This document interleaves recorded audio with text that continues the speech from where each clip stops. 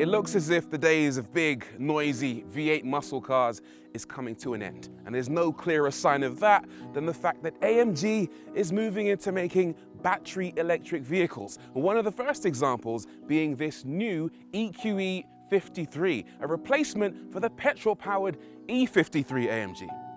World's gone mad. Anyway, thanks for watching, guys. Don't forget to like, subscribe, leave a comment down below about how disgusted you are that one of our favorite brands is going...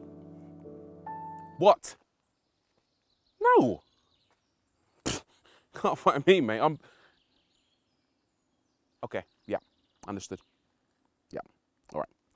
Looks like we will have a review. Fine. The EQE 53, priced at £109,000, is essentially an enhanced version of the standard car. In other words, a big, spacious electric saloon that looks as if it couldn't pull the skin off a rice pudding. But when AMG got a hold of it, they did the usual trick of giving it quite a lot of power. I've had a look at the press release, and this thing is a bit naughty. So the previous E53 AMG had a petrol engine that made 435 horsepower. This thing has two electric motors, one on the front and one on the back, and they make 476 horsepower each. Maybe this electric thing ain't so bad after all. Here we go, foot on brake, foot on accelerator. Yes. No! Oh my Lord!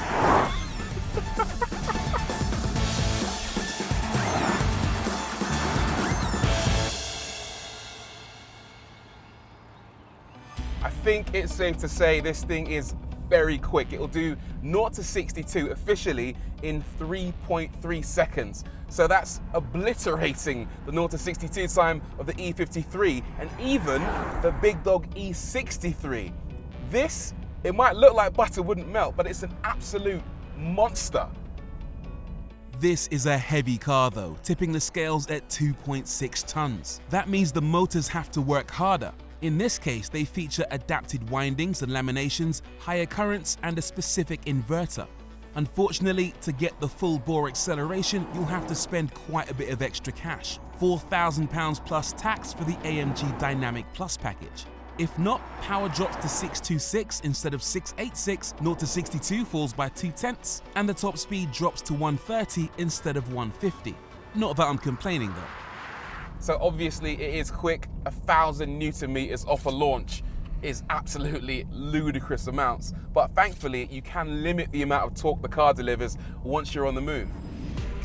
In comfort, power is limited to 80%. In sport, 90%. It's only in Sport Plus where you get the full 100% output.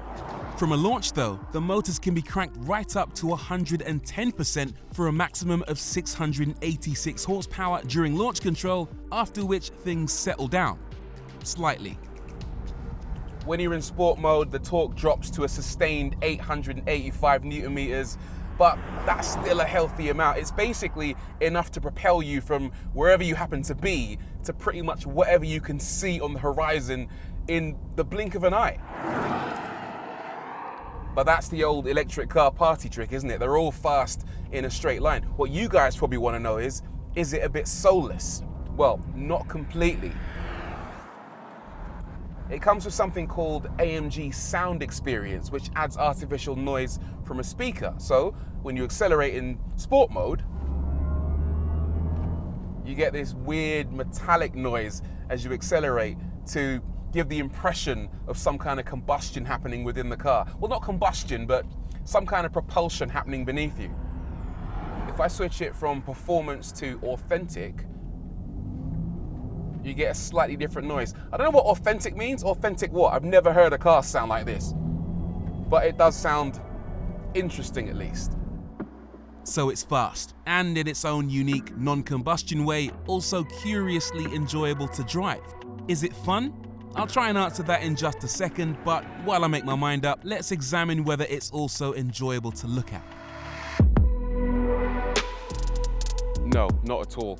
Which is no great shame really. The E-Class isn't exactly a pin-up, but the EQE somehow seems to blend in more than ever. Anyway, there are a few AMG specific tweaks which I can show you. So the front grille is completely smooth, but whereas on the old car you had lots of three-pointed stars all across the front, here you've got these vertical metallic elements. You've also got this A-wing design for the lower bumper and V-shaped DRLs. Along the side, quite big wheels, 20s or 21s. If you get the optional carbon ceramic brakes, you need the 21-inch wheels because the discs are absolutely enormous.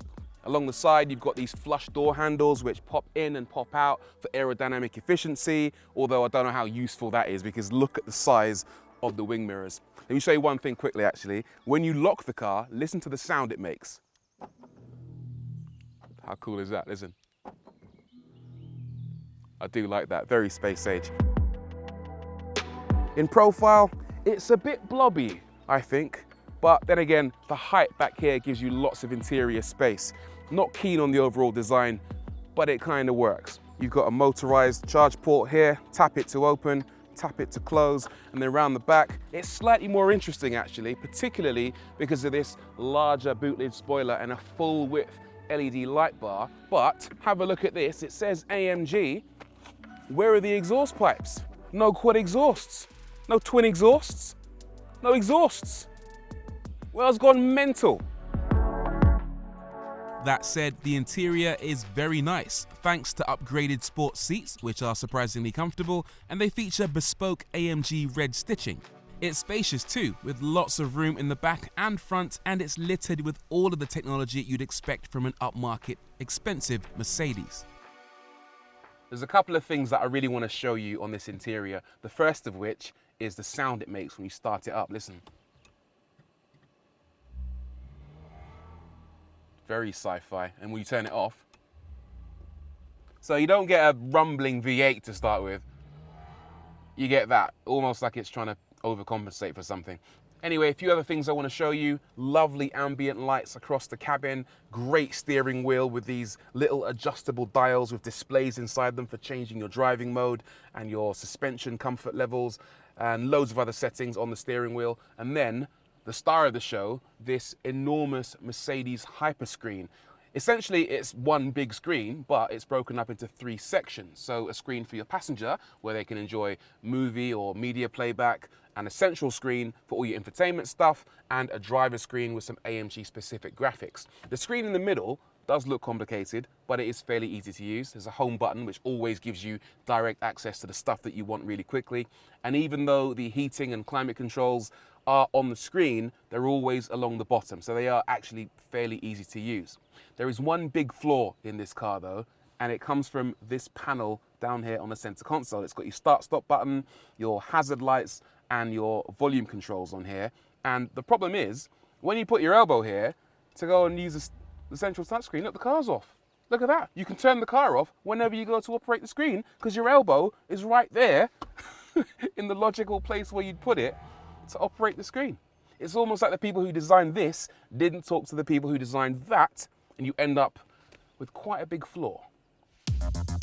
Okay, let's talk batteries. The AMG EQE 53 has a big one, 90.6 kilowatt hours usable capacity. It's the same as you get in the standard car, but with an AMG specific wiring harness to handle the extra power. In the regular model, this could deliver up to 394 miles, but with this alternate tuning, range does take a hit, dropping to as low as 285 miles. In my time with the car, I struggled to get above 2 miles per kilowatt hour. Typical AMG efficiency then. Having said that, it does recharge very quickly. If you can find a fast enough charger, the EQE 53 will recharge at 270 kilowatts, which is quick enough to add 111 extra miles of range in around 15 minutes. Plus, it's also compatible with 22 kilowatt and 11 kilowatt home charging if you're rich enough to have that at home.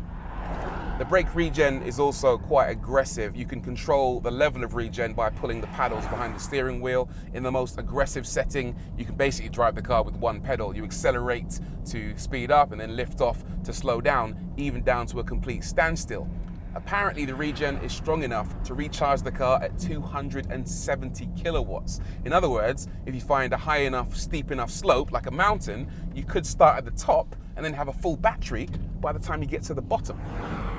The ride quality isn't too bad. It's always a bit of a bugbear in these big, heavy electric cars, but actually Mercedes has installed 3-chamber air suspension, which does a pretty impressive job of controlling the ride. Around town where there's lots of potholes, it does feel a little bit crashy. You can feel the weight, and on undulating roads, the car does feel like it loses its composure slightly, especially in comfort mode, but you can fix that, ironically, by going into sport mode, which gives it a little bit more body control.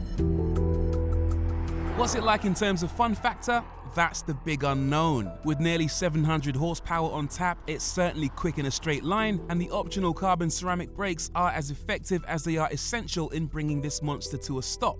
Through the bends, it certainly delivers excellent grip and balance, erring on the side of gentle understeer, but you do feel every kilo of its 2.6 tons. Unfortunately, it's probably too fast, too big, and too heavy in most day-to-day situations to really discover whether there's much nuance to its dynamics. I'll have to reserve judgment until I can let one off the leash fully on a track, but to summarize, it's better than a petrol E53, but at the same time, slightly generic in the way it drives compared to any big, fast, heavy electric car. And that's the big problem, isn't it? The weight. It's easy to add power, but removing weight is always super difficult. The batteries are the limiting factor. I mean, they can tweak the suspension and the steering and the gimmicky noises till they're blue in the face, but are those little elements the elements that really make an AMG? Perhaps not. AMG to me is noise, fury, and understated aggression, and the new E53 only gets close to ticking the very last box. It's not bad for a first electric effort from AMG, but performance brands that go full electric clearly face an uphill battle to engage the driver. For me, the jury's still out.